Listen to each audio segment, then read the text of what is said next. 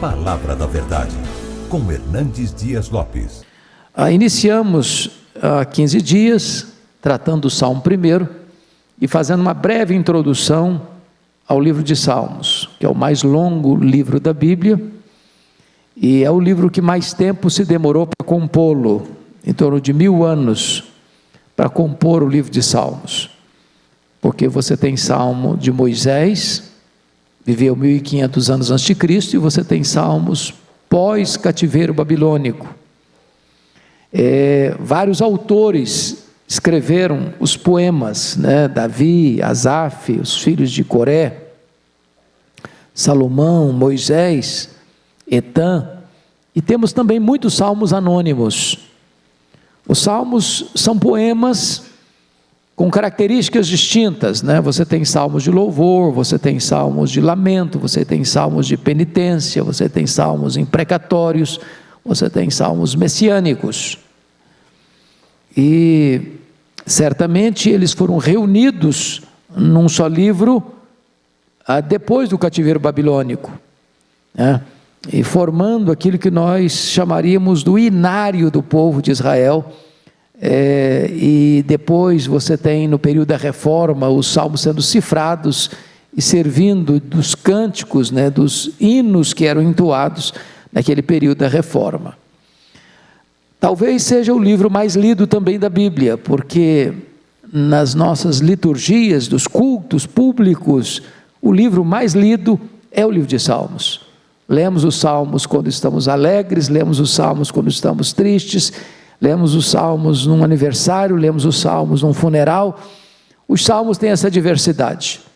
Alguém já disse com muita propriedade que se a Bíblia fala a nós, o livro de Salmos fala também por nós, E hoje vamos considerar o Salmo 2. Peço que você abra a sua Bíblia, no Salmo 2, que é um salmo messiânico, e é o salmo mais citado no Novo Testamento. De todos os salmos, o mais citado no Novo Testamento é este salmo que vamos ler aqui, é o Salmo 2. O reinado do ungido de Deus é o título que foi dado a este salmo. Porque se enfurecem os gentios e os povos, imaginam coisas vãs. Os reis da terra se levantam, e os príncipes conspiram contra o Senhor e contra o seu ungido, dizendo: rompamos os seus laços, sacudamos de nós as suas algemas. Ri-se aquele que habita nos céus, o Senhor zomba deles. Na sua ira, a seu tempo, lhes há de falar, e no seu furor os confundirá. Eu, porém, constituí o meu rei sobre o meu santo monte Sião. Proclamarei o decreto do Senhor. Ele me disse: tu és meu filho, eu hoje te gerei.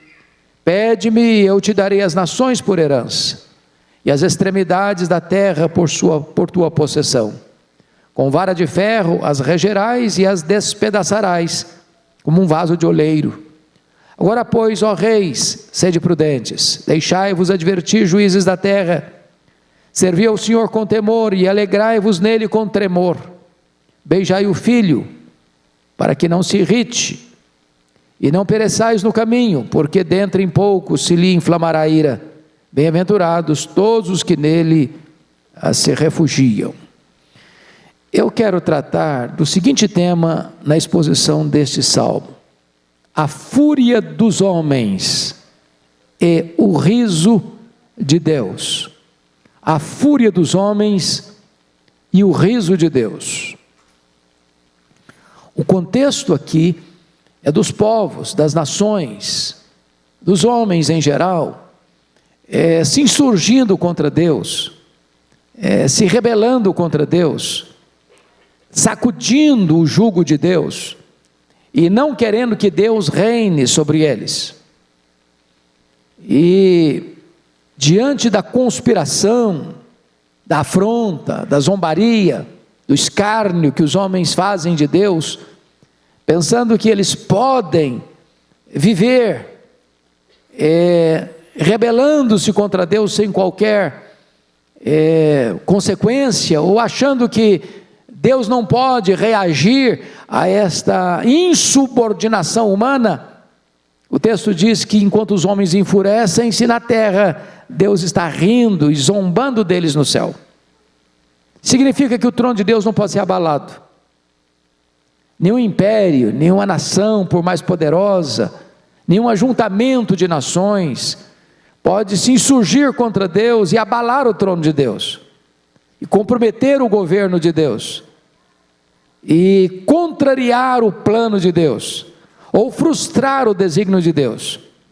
Os homens não dominam, quem domina é Deus. O trono do céu governa a terra. Esta é a grande lição, ou a lição principal deste Salmo 2. Então, eu queria que você, com a Bíblia aberta no Salmo 2, pudesse acompanhar comigo a exposição desse Salmo. Então, a primeira coisa que o texto vai retratar para nós é a conspiração da terra. A conspiração da terra. Então, veja comigo, por favor, os versos 1 a 3, para definir isso. Porque se enfurecem os gentios e os povos imaginam coisas vãs. Os reis da terra se levantam e os príncipes conspiram contra o Senhor e contra o seu ungido, dizendo: rompamos os seus laços e sacudamos de nós as suas algemas. Então, o que você percebe aqui é uma espécie de oposição rancorosa e deliberada dos povos contra Deus. Qual é a extensão desta rebelião? Qual é a extensão dessa rebelião? Está escrito aqui que os gentios e os povos e os reis e os príncipes, ou seja, tanto os líderes quanto os liderados, tanto os reis como os súditos, é uma conspiração geral, e é uma conspiração deliberada, e é uma conspiração rancorosa contra Deus. Agora, como é que é isso? Como é que é essa conspiração da terra? Primeiramente, veja você no verso 1, parte a fúria dos gentios. Por que se enfurecem os gentios? Os gentios aqui é um termo para generalização do ser humano.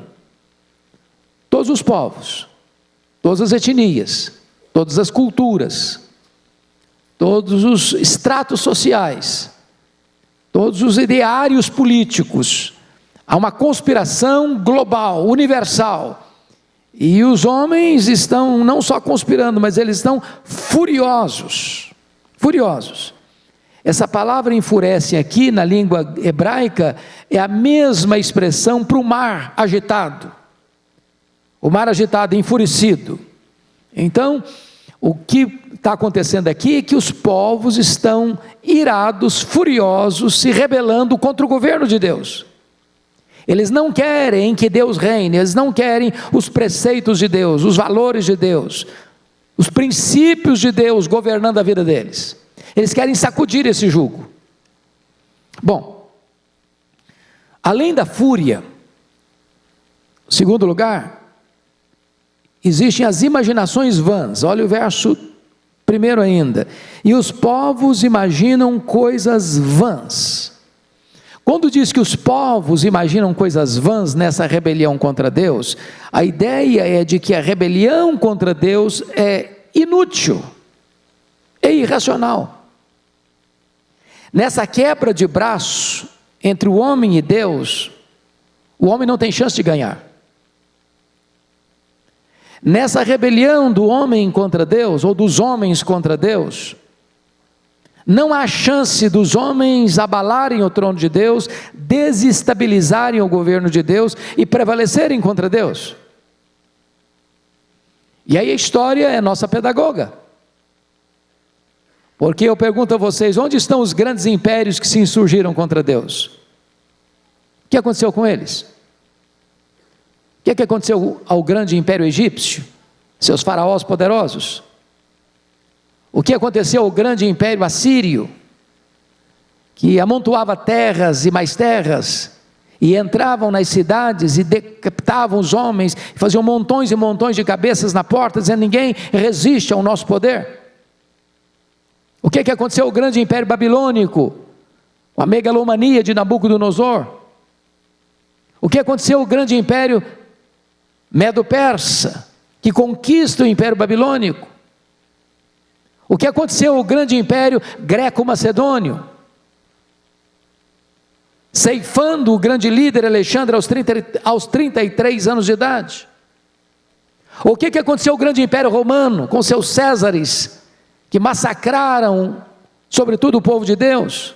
Júlio César, César Augusto, Tibério César, Calígula, Cláudio, Nero, Tito Flávio, Domiciano, Marco Aurélio, Sétimo Severo, Décio, Diocleciano, todos ruíram. Então, o que o texto está querendo mostrar para nós, que aqueles que se levantam contra Deus, para conspirarem contra Deus, imaginam coisas vãs, porque levantam-se ideias, levantam-se filosofias, levantam-se ideologias, levantam-se pensamentos dos homens, e não, nós vamos desbancar Deus, como Richard Dawkins.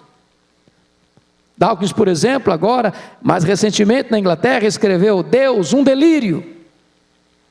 Alguns se alarmaram, agora sim, vai desbancar Deus, vai desconstruir a fé cristã, vai jogar no pó do esquecimento o cristianismo.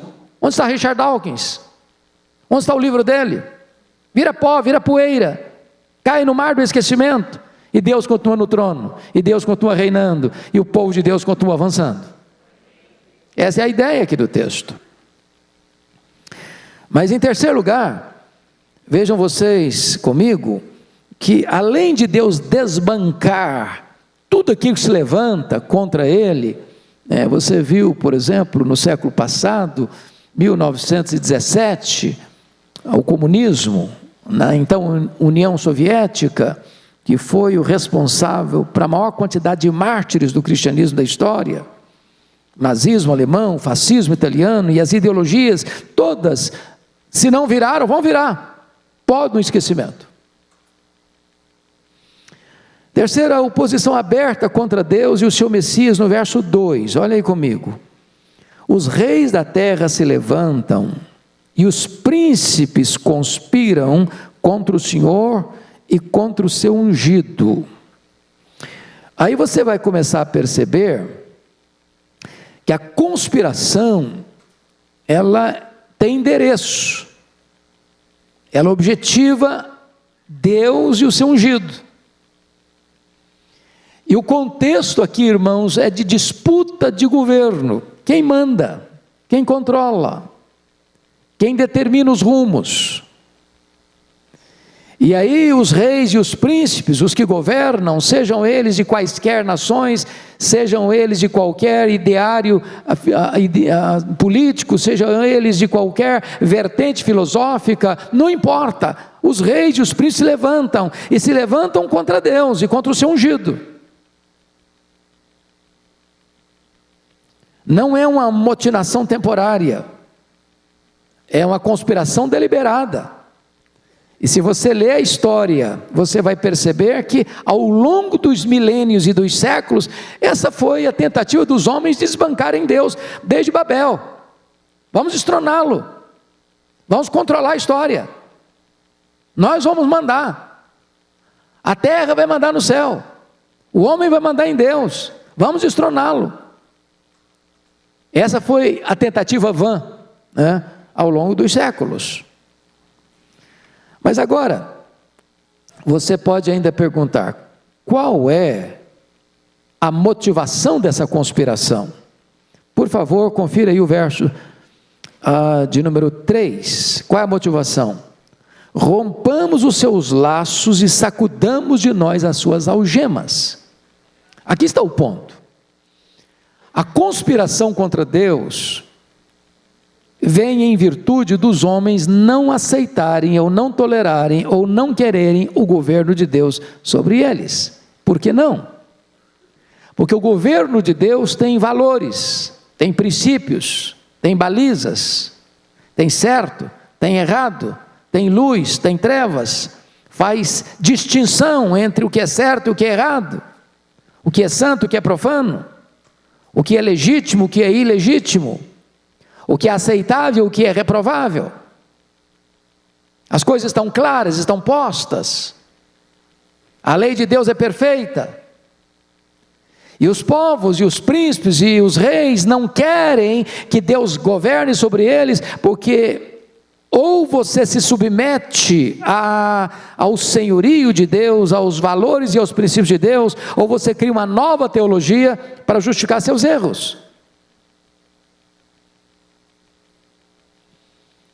E nós estamos vivendo nessa sociedade que acelera, bota o pé no acelerador para se rebelar contra Deus e sacudir o jugo de Deus. Me permita retroceder um pouquinho na questão filosófica para explicar isso. Vocês se lembram do racionalismo francês, século XVII? Qual foi a base do racionalismo francês?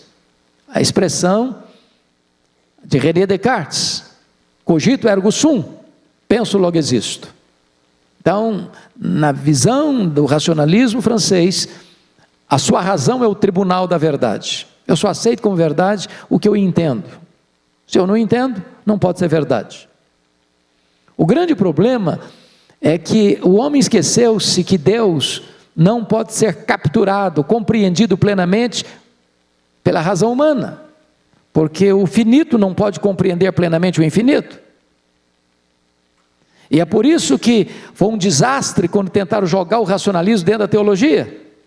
Nasceu aí o liberalismo teológico, porque a ideia é essa: bom, a Bíblia relata milagres, você não entende milagre, você não explica milagre.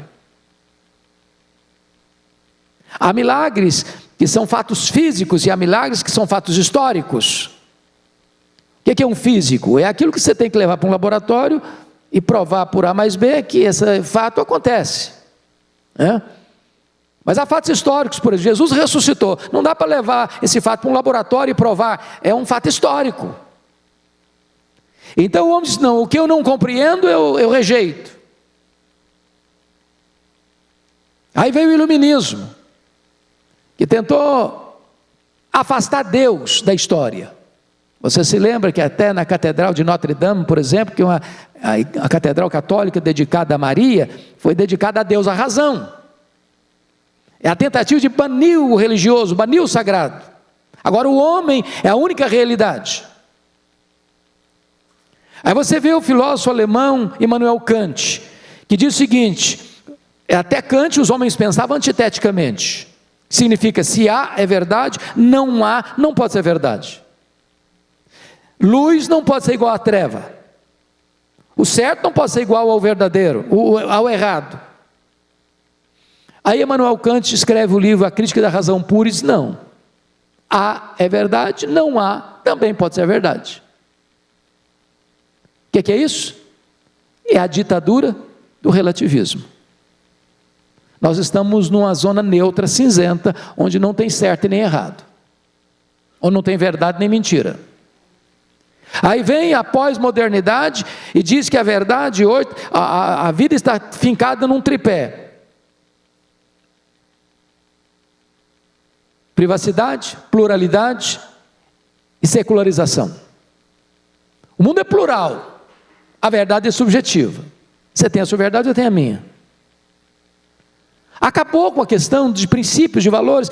É a forma filosófica do homem tentar sacudir este jugo. É o que está escrito aí no verso de número 3. Rompamos os seus laços, sacudamos de nós as suas algemas. Não, eu não quero esse princípio, eu não quero esse valor sobre mim. Eu não quero esse negócio de que isso aqui é certo, isso aqui é errado. Quem decide se é certo ou errado sou eu sou o padrão. A verdade é subjetiva, o mundo é plural, cada um tem sua ideia, cada um tem sua crença, cada um tem seus valores. Os valores de Deus não servem para nós, nós criamos os nossos próprios valores. Isso está nas cortes, isso está nos parlamentos, isso está na imprensa, isso está na literatura, isso está no teatro, isso está no ideário humano.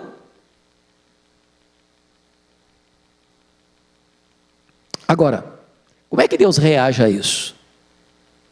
Dessa ideia que está lá em Lucas 19,14, não queremos que Ele reine sobre nós, não queremos nos submeter à soberania de Deus, vamos nos rebelar contra Deus. Como é que Deus reage a isso? Fica com medo? Fica inseguro? Fica esfregando as mãos lá no céu? Olha a resposta: o riso do céu. Versículo 4 e 5. Ri-se aquele que habita nos céus, o Senhor zomba deles. Na sua ira, a seu tempo, lhes dá de falar, e no seu furor os confundirá. Então vamos entender isso aqui. A ideia é, esse riso de Deus é o riso de zombar, dessa tentativa do homem de anular o trono de Deus e de não querer que Deus reine. Deus não está inseguro, o trono de Deus não está abalado, Deus não está lá no céu esfregando as mãos, sem saber o que fazer com isso. Então veja você que Deus reage à rebelião com humor e desdém, Ele não se sente ameaçado. Por isso está escrito aí, ri-se aquele que habita nos céus, o Senhor zomba deles. Que é o homem para Deus? Que é o pó para Deus? O profeta Isaías disse que para Deus todas as nações da terra são como um pingo que cai num balde, como um pó numa balança de precisão, como um vácuo, como nada, como mesmo que nada. Para Deus todos os povos, todos os seres humanos são como que um bando de gafanhotos, no sentido, eles não têm poder de afetar ou de desestabilizar ou de ameaçar o governo de Deus. Mas em segundo lugar, não só o riso de Deus, mas olha o verso 5, a ira de Deus. Na sua ira, a seu tempo, lhes há de falar, e no seu furor os confundirá. O que está escrito aqui então? Depois que Deus tem o riso do desdém, a afronta humana, Deus fala, e a fala de Deus, no pacote da ira divina, derrete, desestabiliza, destrói, confunde.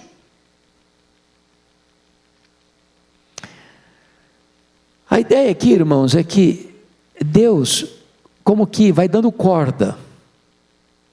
A punição de Deus nunca é na hora. O via de regra não é na hora. A pessoa não comete um erro agora e ele já é pá! Cometeu, derruba o cara. Deus vai dando corda. Vai dando corda. Vai dando corda. Depois Deus puxa a corda. Você se lembra lá de Abacuque, capítulo 1? Quando a Babilônia veio para dominar Jerusalém, Deus levantou os caldeus para disciplinar o seu povo. Só que os caldeus, ao entrarem em Jerusalém, queimarem a cidade, destruírem o templo, levarem os vasos sagrados, levar o povo cativo, massacrar a cidade, rasgar o ventre das grávidas, pisar jovens, crianças, velhos. Diz o texto lá, que eles acharam que estavam fazendo isso porque eles tinham o poder. E eles olharam para o poder deles como se fosse o Deus deles. Ou seja, Deus dá corda, Deus dá corda, Deus dá corda. E o homem acha que é o tal. E acha que ele tem o poder. E acha que ninguém pode com ele. Até o momento que o texto nos diz, no versículo de número 5, na sua ira, a seu tempo. Deus tem o tempo dele, de reagir à afronta humana, lhes há de falar, e no seu furor os confundirá. Os confundirá. Então esse é o ponto que até aqui ele tratou, né? A conspiração da terra, a fúria dos homens e segundo o riso de Deus. Agora vamos ver, em terceiro lugar, a vitória do Messias, versos 6 a 9. Em primeiro lugar, está escrito aí, versículo 6, eu porém constituí o meu rei, note rei com maiúsculo, ele está falando do Messias, está falando de Jesus, sobre o meu santo monte Sião. Então, Deus está constituindo o seu filho, numa época em que os reis e os príncipes da terra se rebelam contra ele, Deus está constituindo o seu filho como Messias, como rei dos reis, dando nas mãos dele todo o poder e toda a autoridade. Está lá em Mateus 28, versículo 18. Todo poder e toda autoridade me foi dada nos céus e na terra. E aí você vai para o Apocalipse capítulo 5, e você vai ver que Deus está sentado no trono, e o Messias, Jesus, o Filho, o Rei dos Reis, está sentado, e ele quem toma o livro da história nas mãos, escrito por dentro e por fora. Ele é o leão da tribo de Judá, que venceu para abrir o livro e desatar os selos. E essa é uma linguagem simbólica para mostrar que quem tem o poder de dar um curso à história, de dar sentido à história, de levar a história à consumação, não são os reis, nem são os príncipes da terra, mas o Rei dos Reis, o Messias. Essa é uma linguagem magnífica, irmãos, porque se você percebe o que está acontecendo, os selos que vão ser abertos, são 7 selos, e na medida que os selos vão sendo abertos, os fatos vão acontecendo na história, as guerras, as fomes, as epidemias, a morte, e depois esse mundo que vem perseguindo a igreja com tanta fúria, vai receber o troco, porque vem as 7 trombetas, que são os juízos de Deus misturado com a misericórdia. E se você perceber aonde aconteceram os selos, também vai acontecer as trombetas, ou seja, Deus vai julgar o mundo. O Messias está no trono, o Messias governa. Isso prova para nós alguma coisa maravilhosa, que a história não está destinada à ruína, como alguém pensa pessimistamente, que a história é um caminhão sem freios ladeira abaixo. A história não é cíclica, como pensavam os gregos, a história é teleológica, ela tem um telos, ela tem um fim, ela tem uma consumação, e Jesus, o Rei dos Reis, o Messias, está sentado no trono, tem o livro da história nas mãos, e ele está conduzindo a história a essa consumação.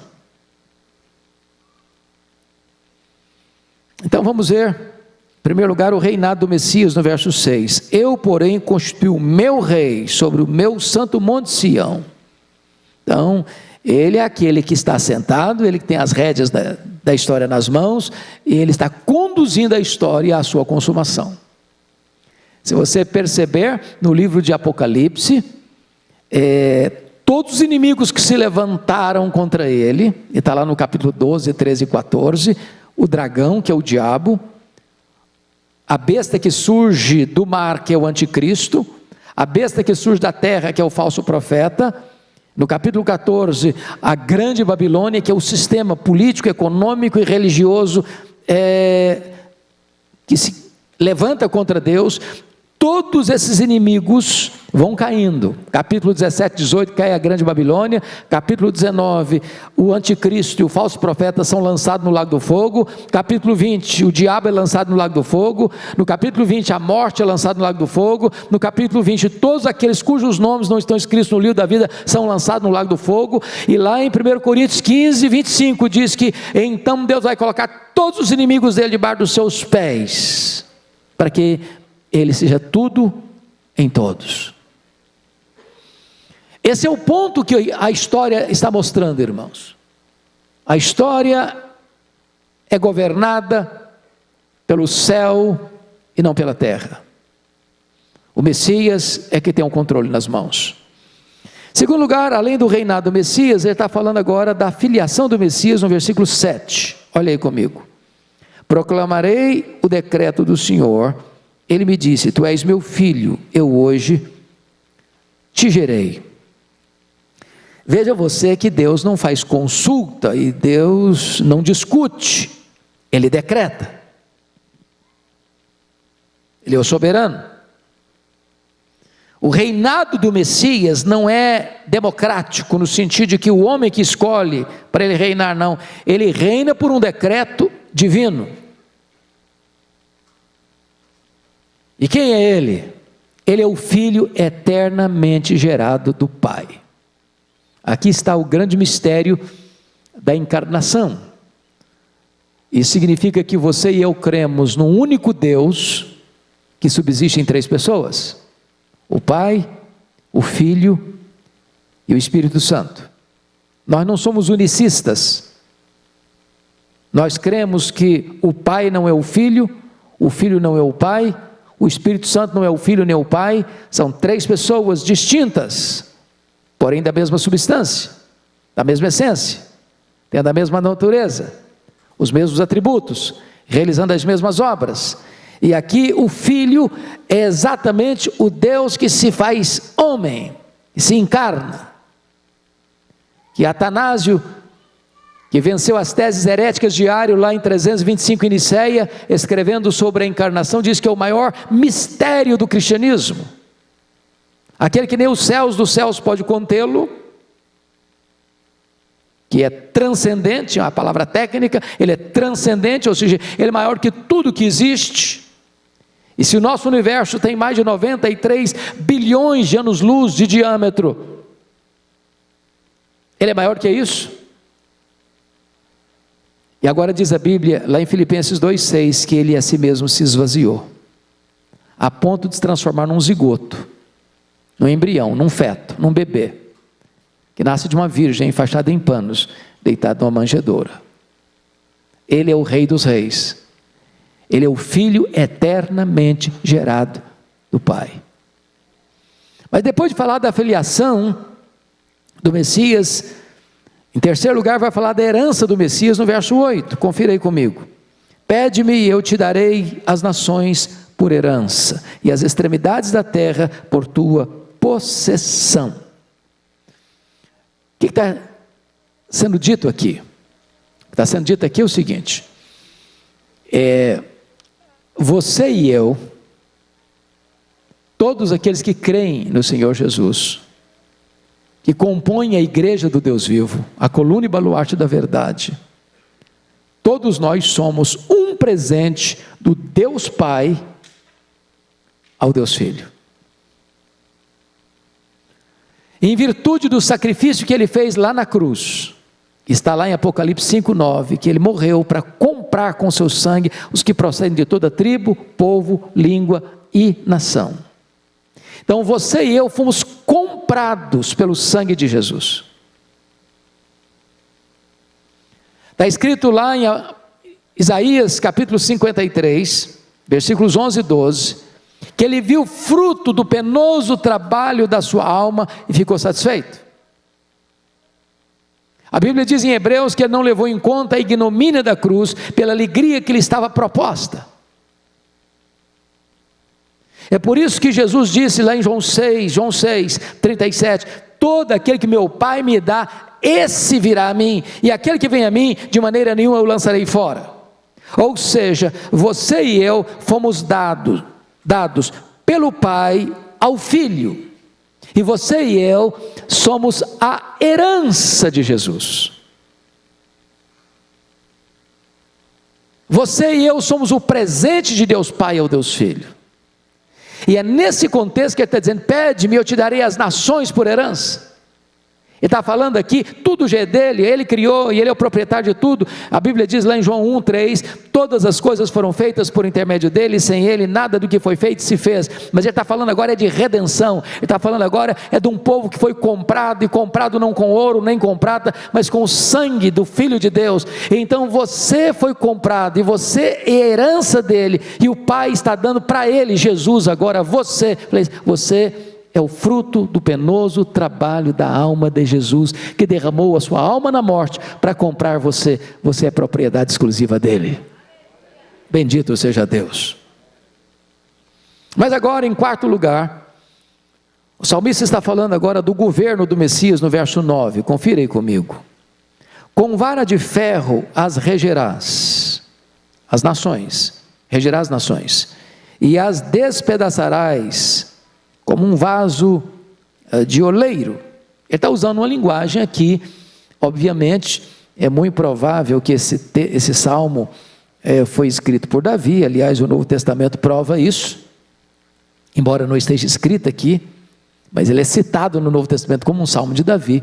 Davi era um pastor, e a ideia de vara era uma ideia muito comum para ele, porque está tratando aqui de dois tipos de vara. Se você pensa num pastor, a vara era o cajado da ovelha, para guiar a ovelha, para separar a ovelha. Então ele usava a vara para nortear a ovelha. Mas a mesma vara que era usada para guiar a ovelha, era usada também como ferramenta, como arma, para espancar o lobo. Protege um, fere o outro. O contexto aqui do governo é que aqueles que rebelam-se contra o governo do Messias, se insurgem contra ele, zombam e escarnecem dele, dizendo: vamos sacudir o jugo dele. Eles que pensam que estão no controle e no poder, eles são tão frágeis, como um vaso de barro, que você pega um porrete, uma vara, e bate com força nesse vaso, e ele vira caco, ele se esmiuça. Irmãos amados, tem hora que você olha para a história, para as nações, a opressão, a zombaria, o ateísmo, as ideologias que foram uma razão de tanta tortura, de tanta morte, e notinha de rodapé. Às vezes a gente fica chocado, irmãos, com as consequências, mas não fica chocado com as causas. Dr. Aníbal Pereira Reis, um dos maiores apologistas do Brasil, disse que a bomba mais poderosa do mundo não é a bomba atômica, não é a bomba de hidrogênio. A bomba mais poderosa do mundo é a bomba I, é a bomba das ideias. Às vezes um cidadão está lá no na sua sala com ar condicionado, concebendo uma ideia, e aquela ideia dele vira uma filosofia, e aquela filosofia é abraçada, e aquela filosofia vai ser jogada para a história, para massacrar, para matar, para torturar, para oprimir. Foi o comunismo, 1917, na Rússia, na então União Soviética. O que foi o nazismo alemão, o que foi o fascismo italiano, o que é a ideia de que o homem é apenas uma coisa e não um ser humano.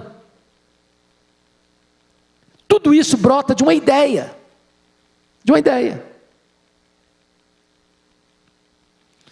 Então, os homens chegam um momento em que eles querem dizer: Deus é um delírio, e se insurgem,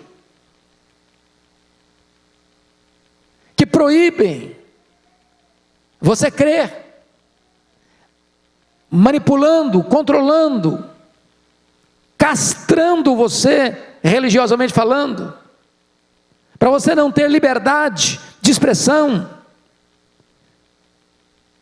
e acham que podem se insurgir contra Deus e prevalecer. E aí o texto está dizendo, no versículo 9, exatamente isso: com vara de ferro as regerás e as despedaçarás, como um vaso de oleiro. Um vaso não pode resistir à pancada de uma vara,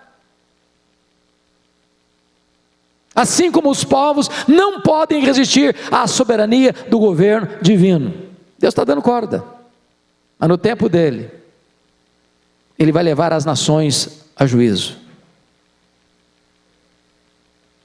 É o que está escrito lá em Mateus 25, 31.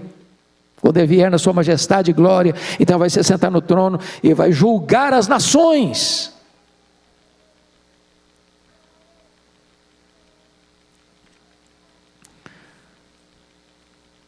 Agora, o último ponto da nossa exposição é o conselho de Deus. Então, você viu o reinado do Messias, e agora Deus está dando conselhos para as nações. Porque preste atenção nisso, as trombetas sempre vão soar antes do juízo chegar. Deus não tem prazer na morte do ímpio, em que ele morra e pereça. Deus alerta, Deus propõe a vida e a morte. Deus escolhe a vida porque você viva. E agora nós vamos ver qual é o conselho que Deus vai dar. Primeiro, abra seus ouvidos, versículo 10. Agora, pois, ó reis, sede prudentes, deixai-vos advertir, juízes da terra. Deus está dizendo: olha, eu vou advertir, eu vou falar, eu vou aconselhar. Abra os ouvidos, aceite a advertência, escute. Não seja tolo, não seja rebelde, não seja insubmisso. Eu estou falando, estou advertindo, estou alertando. Escute. Não seja como uma mula que precisa apanhar. A vara é para as costas do tolo. Escute a advertência, abra os ouvidos. Segundo, abra suas mãos. Versículo 11a. Servi ao Senhor com temor. Servir aqui traz a ideia de você se submeter ao governo dele com reverência, com temor. E temor aqui não é fobia, temor aqui não é medo, no sentido de você vai viver debaixo da escravidão do medo. Eu gosto muito de ilustrar isso com a questão de pai e filho. O que um filho deva ter com seu pai? Por exemplo, se um filho, uma filha, não vou fazer isso porque eu tenho medo do meu pai. Eu não vou fazer aquilo outro porque meu pai vai me castigar e eu não quero sofrer. Essa é uma boa motivação? Não seria uma boa motivação. Qual seria a motivação correta? Eu não vou fazer isso de errado porque isso vai entristecer meu pai. Isso vai ferir o meu pai. E meu propósito é honrar meu pai. E eu temo no sentido de não querer entristecê-lo. Essa é uma boa motivação. O que o texto está dizendo é que nós devemos servir a Deus com esse sentimento, com esse temor reverente, que é o princípio da sabedoria. Aliás, o único freio moral para o ser humano é o temor de Deus. Não é porque está na lei, não é porque uma pessoa vai ficar chateada com você, não é porque isso vai trazer prejuízo para você. O freio moral é o temor de Deus. Servir ao Senhor com temor. Terceiro lugar, você abre os seus ouvidos, você abre as suas mãos para servir, mas em terceiro lugar, você abre o seu coração. Olha o verso 11, a parte B. E alegrai-vos nele com tremor. Não é uma alegria frívola, não é uma alegria pecaminosa, não é uma alegria mundana, é uma alegria reverente, sabendo quem Ele é. De vez em quando as pessoas me fazem a seguinte pergunta: pastor, como é que se lida com vaidade, com soberba? Minha resposta é a seguinte: uma pessoa para nutrir vaidade ou soberba no coração, é porque não conhece duas coisas. Primeiro, ele não conhece a Deus. Pergunto a vocês: quem pode comparecer perante aquele que é santo, santo, santo, o todo-poderoso Deus, de nariz empinado? Quem? Só um doido, só um louco. Se os próprios serafins cobrem o rosto na presença dele, quem vai comparecer lá de peito estufado? Só um louco. Mas segundo, só mantém soberba no coração quem não se conhece. Você tem noção de quão pecador você é? Porque se você acha que você está com a bola cheia, você não se conhece ainda. Hoje nós pregamos aqui no culto das 8, e o profeta Isaías diz que o melhor de nós, as nossas justiças aos olhos de Deus não passam de trapos. Todas as pessoas que tiveram um encontro com Deus reconheceram o seu pecado. Por exemplo, Jó disse: Senhor, eu te conhecia só de ouvir, mas agora os meus olhos te veem, por isso eu me abomino no pó e na cinza. Por isso, quando Pedro tem um encontro com Jesus lá no mar da Galileia, ele diz: afasta de mim, Senhor, eu sou um pecador. É por isso que Paulo diz: ai de mim, miserável homem que eu sou, quem me livrará do corpo desta morte? Foi por isso que João, lá na ilha de Patmos, ao ter uma visão do Cristo da glória, ele caiu como morto aos seus pés. Não dá para você conhecer a Deus e conhecer você mesmo e ficar com o nariz empinado. Não dá. Então, essa alegria é uma alegria com tremor, com reverência.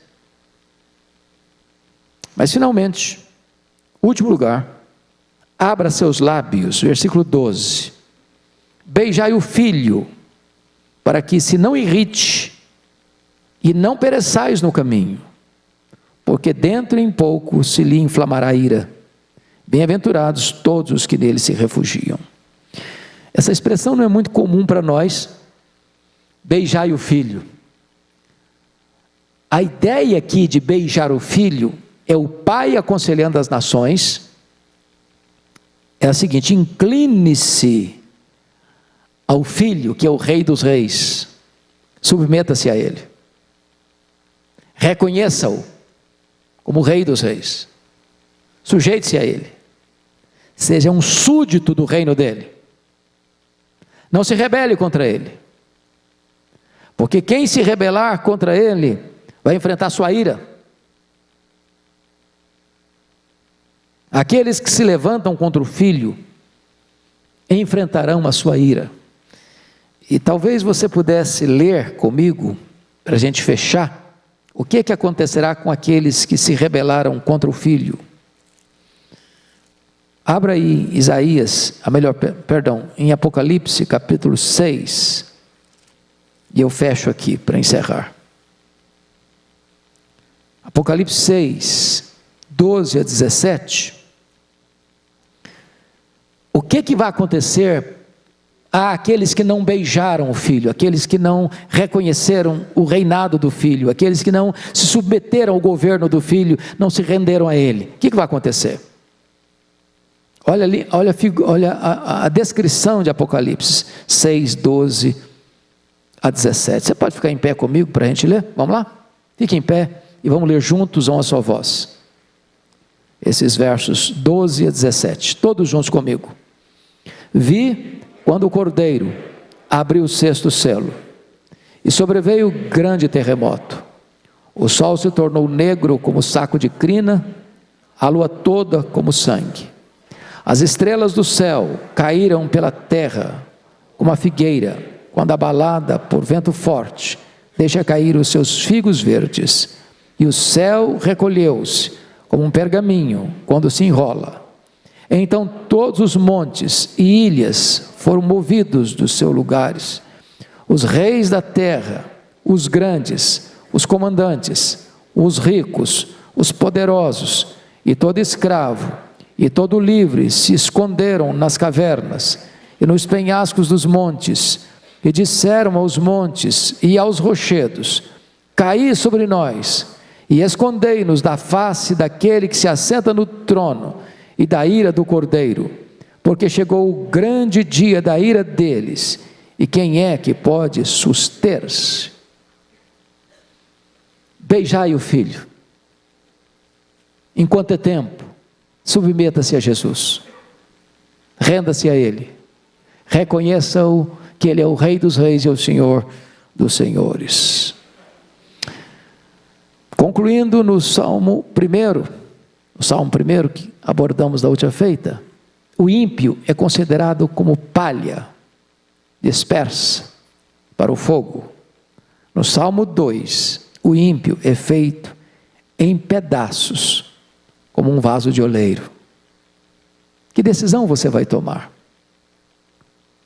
Rebelar-se contra o filho?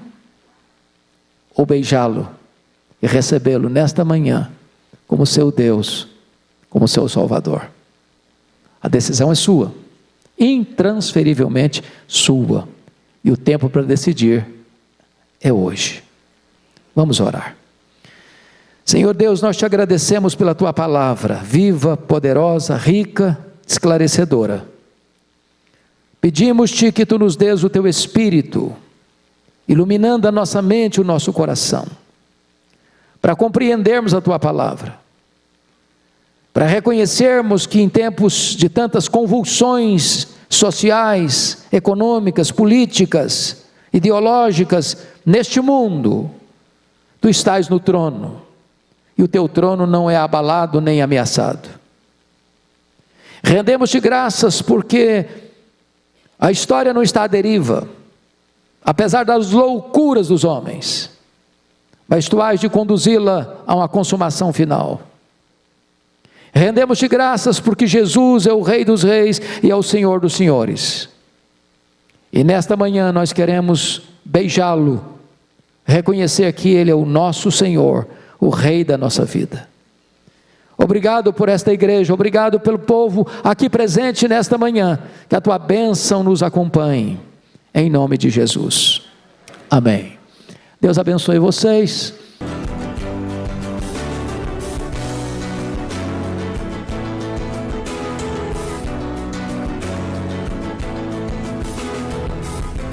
Palavra da Verdade, com Hernandes Dias Lopes.